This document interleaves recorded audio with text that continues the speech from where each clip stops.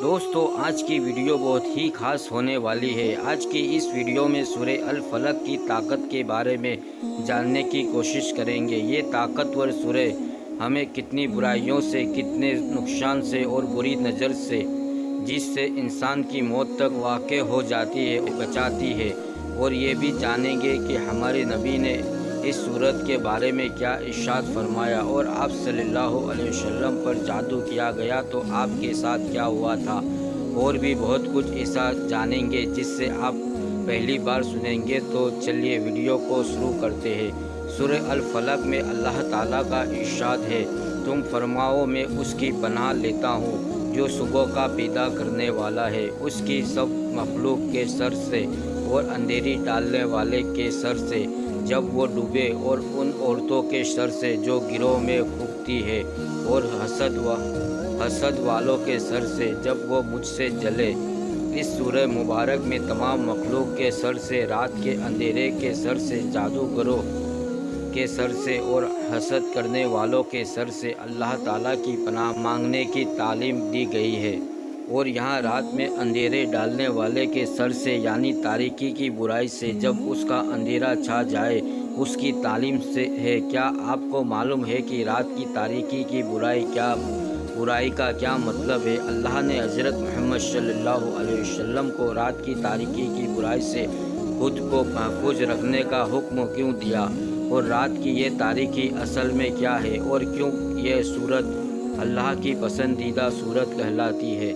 تاریکی کی ایسی برائی جس سے بچنے کے لیے اللہ نے حضرت محمد صلی اللہ علیہ وسلم کو فلق یعنی رب کی پناہ مانگنے کا حکم دیا، تو اس کا کیا مطلب ہوا؟ تاریکی کی یہ برائی اصل میں ہے کیا؟ جب آپ کو یہ معلوم ہوگا تو یقیناً آپ حیران رہ جاؤ گے۔ ایک حدیث میں ہے کہ حضرت عقبہ بن عامر رضی اللہ تعالیٰ عنہ سے روایت ہے، نبی کریم صلی اللہ علیہ وسلم نے ارشاد فرمایا، کیا تم نے نہیں دیکھا کہ آج رات مجھ پر ایسی آیتیں نازل ہوئی ہیں جن کی مثل نہیں دیکھی گئی؟ وہ آیتیں قل اعوذ برب الفلق پوری اور قل اعوذ برب الناس پوری صورت۔ ایک اور روایت ہے، حضور اکرم صلی اللہ علیہ وسلم نے ارشاد فرمایا، کیا میں تمہیں وہ کلمات نہ بتاؤں جو شریر جنات اور نظر بند سے اللہ تعالیٰ کی پناہ طلب کرنے میں سب سے افضل ہے؟ انہوں نے عرض کیا، یا رسول اللہ کیوں نہیں، آپ ضرور بتائیں۔ ارشاد فرمایا، وہ کلمات یہ دونوں صورتیں ہیں، قل اعوذ برب الفلق اور قل اعوذ برب الناس۔ حضور صلی اللہ علیہ وسلم نے ایک صحابی سے ارشاد فرمایا، صحابی نے عرض کیا، یا رسول اللہ کیا پڑھوں؟ ارشاد فرمایا، صبح شام 3 بار قل هو اللہ احد اور سورہ فلق اور سورہ ناس پڑھو، ان کی تلاوت کرنا تمہیں ہر بری چیز سے بچائے گا۔ حضور صلی اللہ علیہ وسلم جنات سے اور انسانوں کی نظر سے اللہ تعالیٰ سے پناہ مانگا کرتے تھے، یہاں تک کہ سورہ فلق اور سورہ ناس نازل ہوئی۔ پھر آپ نے ان سورتوں کو پڑھنا شروع کر دیا اور ان کے علاوہ دیگر وظائف کو چھوڑ دیا۔ یا ایک بات اور آپ کے بتا دے، شیطان ہمارا ایسا دشمن ہے جو ہمیں نظر نہیں آتا، یعنی وہ ہمیں دیکھتا ہے اور ہم اسے نہیں دیکھتے، لہٰذا اس طاقت والے رب کی پناہ مانگو جو اسے دیکھتا ہے اور وہ رب کو نہیں دیکھتا۔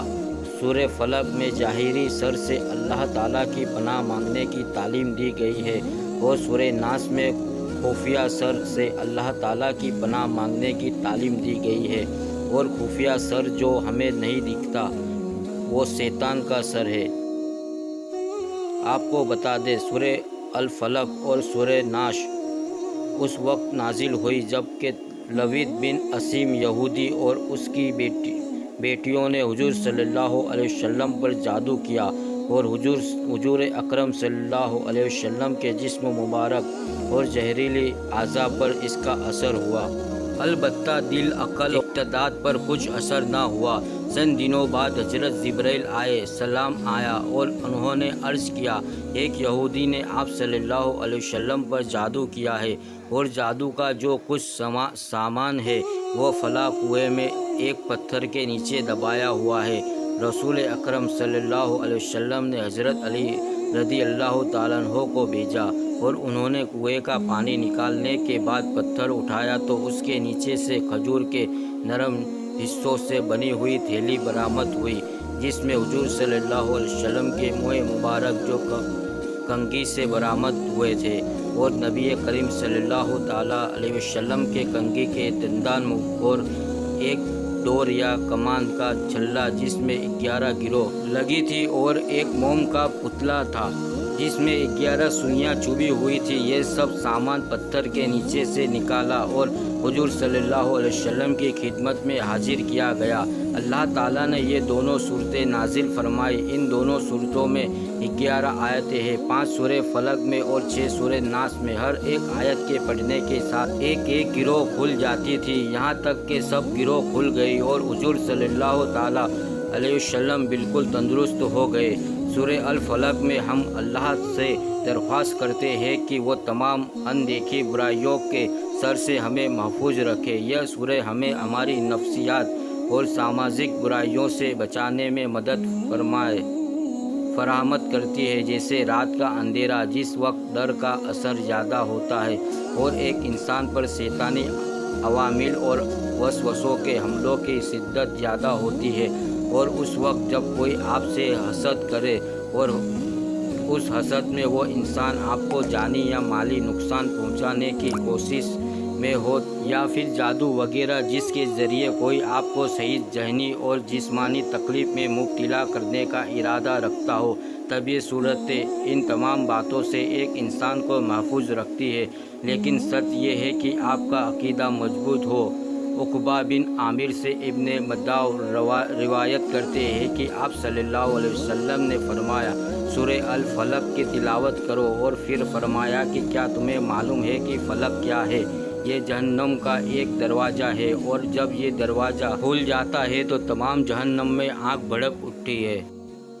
एक और हदीस में जिक्र है कि ये जहन्नम की एक ऐसी जेल है जहाँ जालिम, फासिक और किबर करने वाले लोगों को रखा जाएगा, और यह इतनी खौफनाक जगह है कि जहन्नम खुद भी इस जगह से अल्लाह की पनाह मांगती है।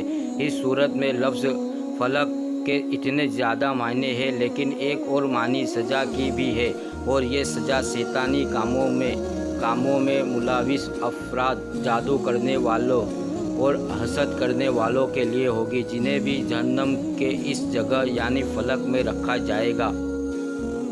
इस सूरत की तीसरी आयत में अल्लाह रात के उस हिस्से के बारे में जिक्र फरमा रहा है जिस वक्त गुप्त अंधेरा होता है, और इसीलिए आप सल्लल्लाहु अलैहि वसल्लम ने सहाबा इकराम को रात के वक्त निकलने से मना फरमाया, और ये फरमाया कि अगर तुम वो जान लो जो मैं जानता हूँ तो तुम लोग कभी भी रात को नहीं निकलोगे। ये बात इसलिए फरमाई क्योंकि रात के अंधेरे में बुराइयों की शिद्दत ज़्यादा होती है। हमारे मुआशरे में आजकल वह तमाम बुराइयाँ रात को ही होती है जिनमें शैतानी कामों का अंसर मुकम्मल तौर पर मौजूद होता है, जैसे कि रात के वक्त ही नाइट क्लब खुलती है और शराब और नशा आवर लोगों की बहुत तादाद होती है, जिनमें मुब्तला अफराद बड़े से बड़े गुनाह में भी लज्जत महसूस करता है, और ये भी रात की तारीकी की बुराई है जब बुराई या शैतान अपनी पूरी कुव्वत से एक इंसान पर हावी होने की कोशिश करता है। इसलिए हम अल्लाह से रात की तारीकी की बुराई से पनाह मांगने की दरख्वास्त करते हैं। सैयदना आयशा रज़ी अल्लाह ताला अन्हा फरमाती है कि एक दफ़ा आप सल्लल्लाहु अलैहि वसल्लम ने मेरा हाथ थामा और चाँद की तरफ इशारा करते हुए फरमाया, अल्लाह की पनाह मांगो गाशिक के सर से जब तारीकी फैल जाए। आज जदीद साइंस ये बात तस्लीम करती है कि एक साइंस जिस्म पर चाँद की नाइट ताकतों का गहरा असर होता है, और इसी असर से लोग ज़्यादा पुरतसद्दुद हो जाते हैं, और जब चाँद आखिरी दिनों में डूबने वाला होता है तो जादूगर जादू के कामों में मुवल्लिश हो जाते हैं, और इसी वक्त जादू अपना असर दिखाता है। इसलिए रात की बुराई से अल्लाह की पनाह मांगी गई।